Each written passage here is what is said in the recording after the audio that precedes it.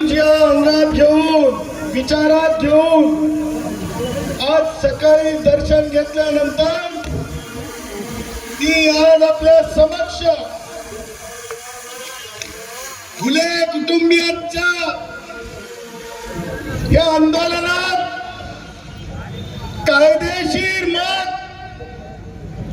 मांडण्यासाठी तर उपस्थित आहेत, परंतु त्याही सोबत मी संविधानाचा विद्यार्थी असल्याने आणि संविधानामध्ये भावनांचा आदर सांगितलेला असल्याने गिलासची आई म्हणजे आमची आई, विलासचे वडील म्हणजे आमचे वडील, विलासची पत्नी म्हणजे आमची बहीण. हो, जे कोणी ट्रोल करताना म्हणतात सदावर्ते तुम्ही वंजारी आहात का? हो, मी हाडाचा मासाचा विचाराचा वंजारी आहे. त्या नाबालकांना माहित नाही, त्यांची बुद्धी नाबालकी आहे. भगवान बाबांची शिकवण आणि भारतरत्न डॉक्टर बाबासाहेब आंबेडकरांचा शैक्षणिक विचार हे दोन्ही समकालीनच नाहीत, तर ते विचार एक आणि एक सारखेच आहेत. आणि म्हणून हो, मी भगवान बाबाच्या विचारांचा पाईक आहे, लोकनेते गोपीनाथरावजी मुंडेंच्या विचाराचा पाईक आहे.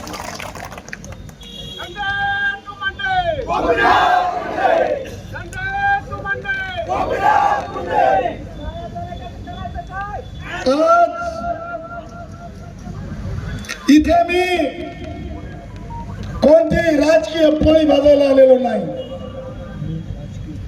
मी जेव्हा बोलतो तेव्हा चांगल्या चांगल्या राजकारण्यांची आणि मनासारख्या अनेकांची चट्टी पिवळी होऊन जाते मागे सगळं.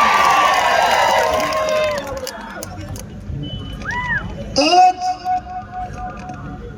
एक भावनिक क्षण आहे माझ्यासाठी. महाराष्ट्राचे सन्माननीय मुख्यमंत्री देवेंद्रजी, माझी भगिनी पंकजाताई, लोक म्हणतात अरे लोकनेते गोपीनाथजी मुंडे साहेबांचं आणि सदावर्तेंचं काय नातं आहे? आज एक चपटी पावशेरी तुला सांगतो काय नातं आहे ते. त्या चपटी पावशेरी म्हणिया, अरे जरंग्या नाही म्हणिया, चपट्या म्हणिया जयश्री पाटलांना नाव दिलेलं. जयश्री पाटील तशी फार आगाऊ आहे ना भाऊ. तुम्हाला सांगतो या मंचावर आल्याच्या नंतर ते दिवस आठवतोय ज्या दिवशी लोकनेते गोपीनाथरावजी मुंडे साहेब राज्यामध्ये ग्राहक खाता त्यांच्याकडे होत. आणि तुम्हाला सांगतो जयदत्त अण्णाच्या डॉक्टर मुलांना माहिती आहे, केशर काकूंच्या नातू असलेले बंडू भांडकर साहेबांना माहिती आहे, पंडित साहेबांच्या बहिणीच्या मुलांना माहिती आहे, राहुल पाटील पासून सगळ्यांना. ज्या दिवशी एक मोठं आंदोलन झालं होतं घाटीच्या दवाखान्यामध्ये, माझ्या पंकजाताईला कदाचित माहित नसेल म्हणून सांगणं परत. तुम्हाला सांगतो आंदोलन एवढं मोठं झालं की सगळे ओबीसीचे मुलं एका बाजूला आणि एका बाजूला जरंगे सारखे तिनपट एका बाजूला. त्यावेळेस आता जसं सांगितलं सन्माननीय माजी आमदार मुंडे साहेबांनी की ऊस कसा साळतात, त्यांनी कोयता सांगितलं, मी साळलेला ऊस सांगतो. ऊस कसा साळतात माहित आहे ना? ऊस साळण्यासारखा कार्यक्रम आम्ही सगळ्यांनी मिळून जरंगे सारख्या विचाराच्या उष्ट्यांचा केला होता. गोपीनाथरावजी मुंडे साहेब मंत्री होते. सुरक्षा कुणाला दिली असेल? मला असं वाटतं की मिसरूट नसलेला गुणरत्न सदावर्ते याला सुरक्षा देणारे लोकनेते गोपीनाथरावजी मुंडे साहेब. हे माझं नातं आहे. मला काहीच पाहिजे नाही. मला कोणत्याच मंत्र्याकडून काही लागत नाही. मला कुठेच आमदार व्हायचं नाही, खासदार व्हायचं नाही आणि मनोज जरंगे सारखे कुणाला तरी टेंडर मिळवून द्यायचे नाही. मी तो भिकारी नाही.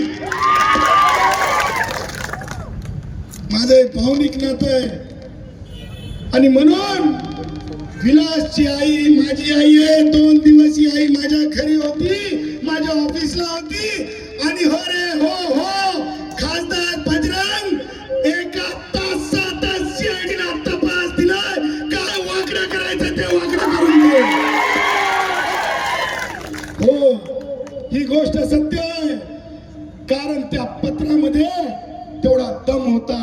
दम लगता बे बजरंग, दम लगता.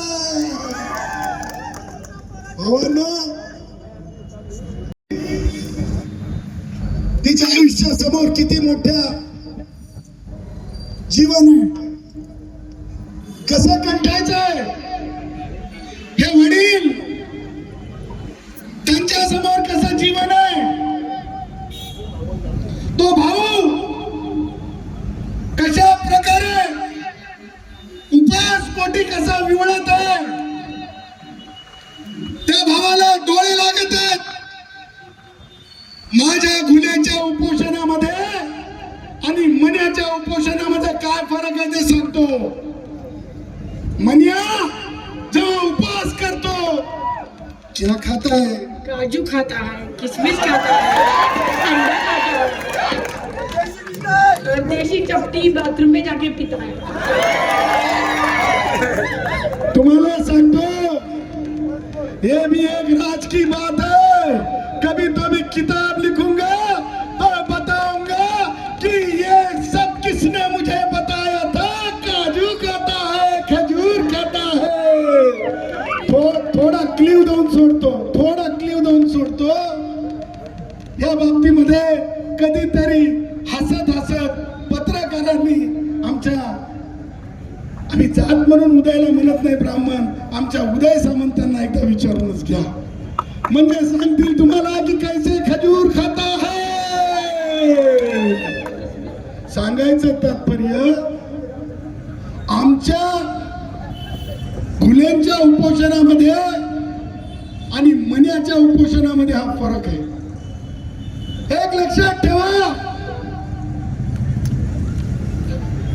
माननीय धनंजय मुंडे असतील, माननीय पंकजाताई मुंडे असतील, माननीय बावनकुळे साहेब असतील, माननीय छगन भुजबळ साहेब असतील. हो, हे आमचे नेतृत्व आहेत. या नेतृत्वांना जसं माझ्या आईला गुन्हे आईला त्रास आहे तसाच माझ्या नेतृत्वांना सुद्धा त्रास आहे. तुमच्यासाठी आपल्यासाठी गुन्हे हे नुसते एक प्रकरण नसून हे अपप्रवृत्तींना छडी घेऊन नीट करण्यासाठीचं प्रकरण आहे. हे लक्षात ठेवा, डोक्यात ठेवा. कारण गुन्ह्यांच्या प्रकरणातून आपण जी अपप्रवृत्त विचारवर येत आहे तो आपल्याला नाहीसा करायचा आहे. आपण बघितलं असेल ज्या प्रकारे आईला अपमानित करून बोलणारा, तुलना कशी होणार नाही, तुलना होणार. मगाशी कुणीतरी म्हणलं तुलना होऊ शकत नाही. इथे येतो म्हणजे म्हणतो की आंदोलन करतो, मोर्चा काढतो, मला सांगा, माननीय वाल्मिक कराड साहेब यांची चार्जशीट सुद्धा मी वाचली. मग एक न्याय वाल्मिक कराड साहेबांना, तर दुसरा न्याय का हो बरं बजरंगच्या अवलादीला.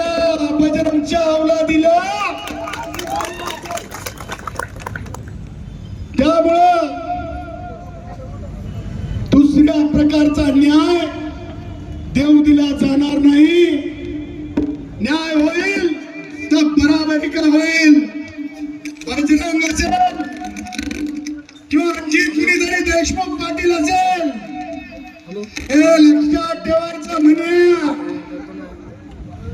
जे हक्क अधिकार हे कोयता घेऊन उसाची मोळी बांधणाऱ्या वंजारी असेल, बंजारा असेल किंवा वडार भाऊ असेल किंवा लोहार भाऊ असेल, कुंभार भाऊ असेल, त्यांना जी लायकी आणि उंची संविधानाने दिली आहे त्याच्या पेक्षावर कोई पाटील नाहीये, कोई देशमुख नाहीये.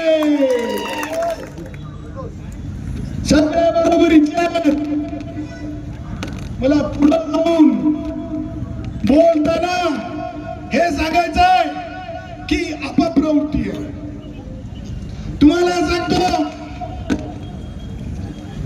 बाजूला विखे पाटील नावाचे मंत्री आहेत, अनेक मराठ्यांचे मंत्री आहेत. आम्ही जातीचा उल्लेख जातीवाद म्हणून नाही, परंतु वैचारिक पोक करण्यासाठी मी करत आहे, म्हणजे चिमटा घेऊन आठवण करून देण्यासाठी. ज्यावेळेस एका आईच्या दुधाच्या बाबतीत, त्या पवित्र नात्याच्या बाबतीत गलिच्छ बोललं जात आहे, विखे पाटील त्या मन्यानं ज्या प्रकारे बोललं, मला हे म्हणायचं नाही विखे तुमच्या तोंडात काय मुख गिळून बसले की काय, तुम्हाला बोलायला तोंड राहिलं नाही काय, असा सवाल सुद्धा उपस्थित करण्याची हिंमत गुणरत्न सदावर्त्यामध्ये आहे. हे लक्षात ठेवलं पाहिजे विखे पाटील. आमच्या ओबीसीच्या भटक्यांच्या नेतृत्वाला, या माझ्या आमच्या पोटच्या गोळ्याला, या माझ्या बहिणीच्या सर्वांकष प्रेमाच्या बंधनाच्या पतीला जीव गमावला, हत्या झाली. सुप्रियाताई सुळे, तुम्ही या भिडामध्ये आल्या म्हणे आणि तुम्ही जाहीर करून टाकलं कोण आरोपी आहे कोण आरोपी नाही. सुप्रियाताई, तुम्ही कधी बीडच्या पोलीस हवालदार म्हणून भरती झाला होतात का हे मला माहिती नाही, कारण तुम्ही असं बोलूच कसं शकता. मला प्रश्न उपस्थित करायचा त्या तमाम पुढाऱ्यांचा, ते तमाम पुढारी जे मतदानाच्या वेळेस अनेकांनी प्रश्न उपस्थित केले, ते तमाम पुढारी आमच्या वंजारी भावांच्या मतासाठी अग्रेसर असतात, पण गुन्ह्यांच्या बाबतीत ते का गायब आहेत. मला हे सांगायचंच, सगळे सोशल मीडिया वापरता का? हात वर करा. तुम्हाला सांगतो, आपल्या सोशल मीडियाच्या फेसबुकच्या पेजवर लिहून ठेवा, तुमच्या स्टेटस मध्ये सुप्रियाताई माफी मागा, वंजाऱ्याच्या दारावर का आल्या नाही असं स्टेटस लिहून ठेवा.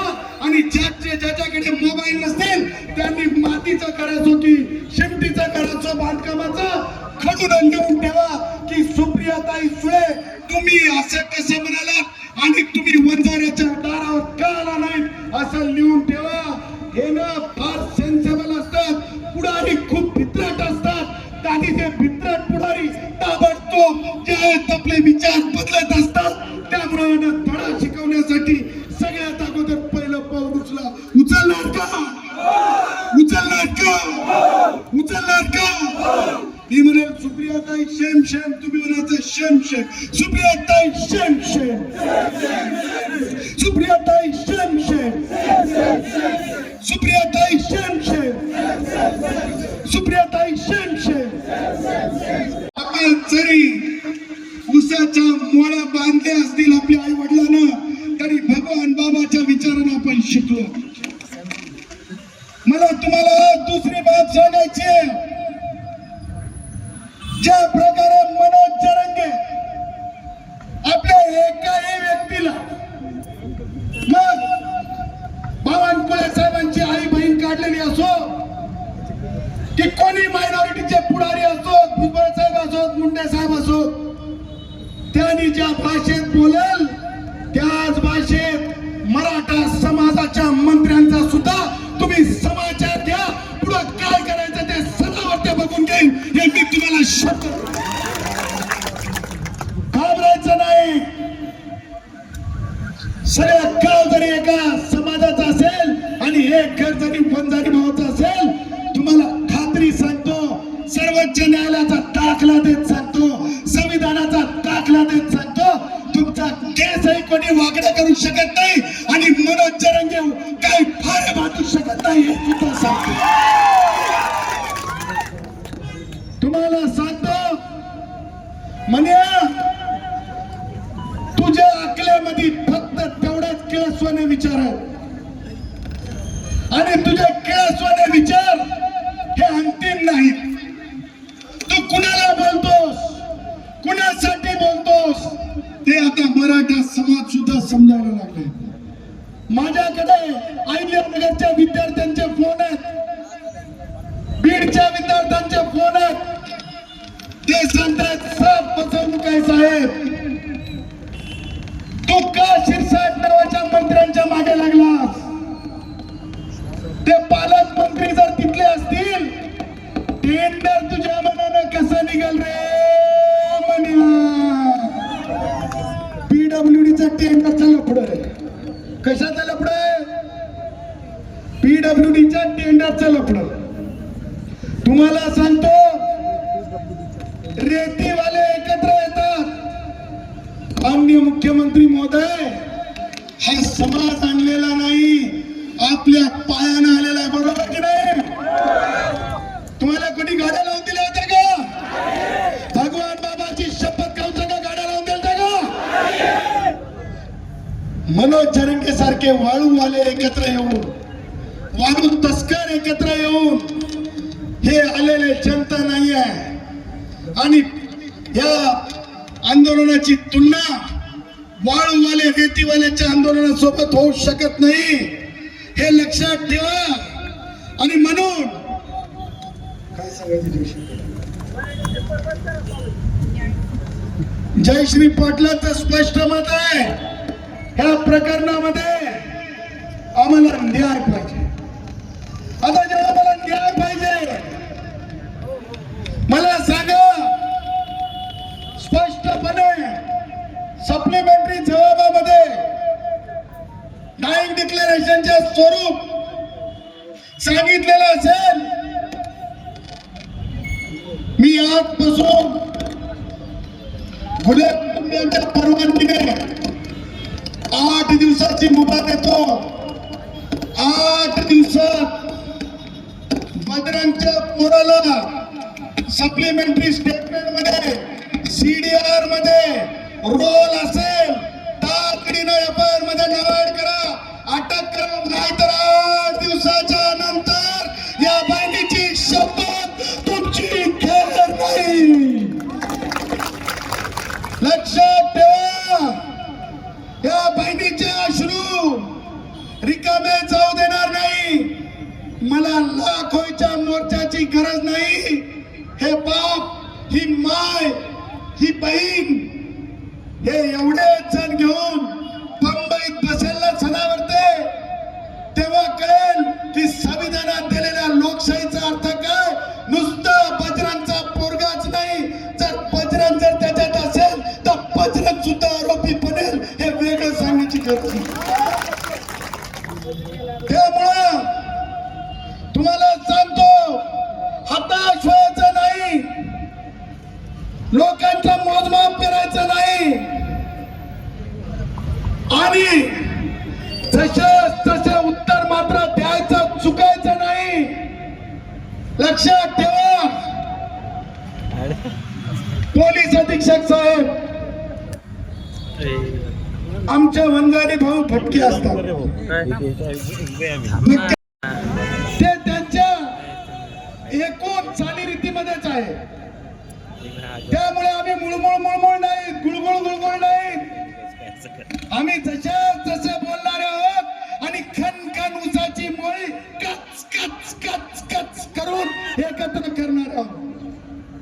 त्यामुळं येणाऱ्या काळामध्ये 8 दिवसामध्ये हे अल्टिमेटम आहे की हा माझा गुले भाऊ, पुढे फोटो गुले भाऊचा,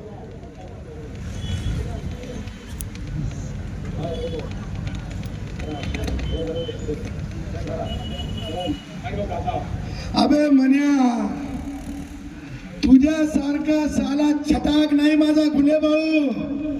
बघ माझ्या भावाला बघल्याच्या नंतर आणि तू काय नाव ठेवतो आमच्या तेली समाजाच्यांना. तुझे एकनाथ शिंदे साहेब काय शाहरुख खान दिसतात की काय सलमान खान दिसतात रे? आमचा बघ, आमचा गुले भाऊ बघ विलास, अरे आमचा असा काही पोटचा गोळा हिरा रतन तो तुझ्या माणसांनी, तुझ्या विचाराच्या माणसांनी ज्याला नाहीसं केलं त्याच्या केसाचा हिशोब आम्ही घेणार आहेत म्हण्या. तुला चे पुढारी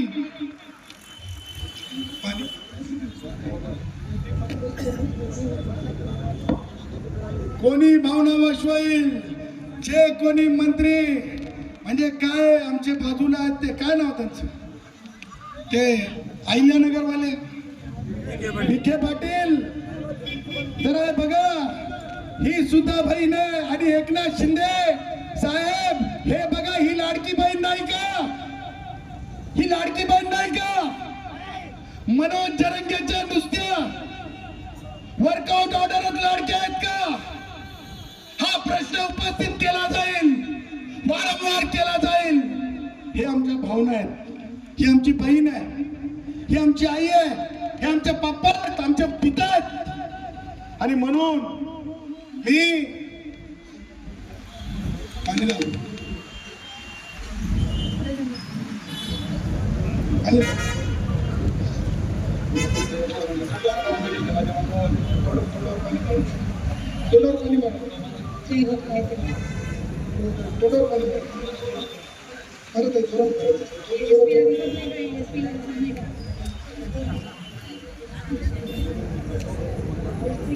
माझं असं म्हणणं आहे, एसपी साहेब, माननीय गृहमंत्री महोदय, ओबीसीचे तमाम मंत्री, भटक्यांचे तमाम मंत्री, संजय राठोड साहेब तुम्ही सुद्धा चुकलेले नाहीत.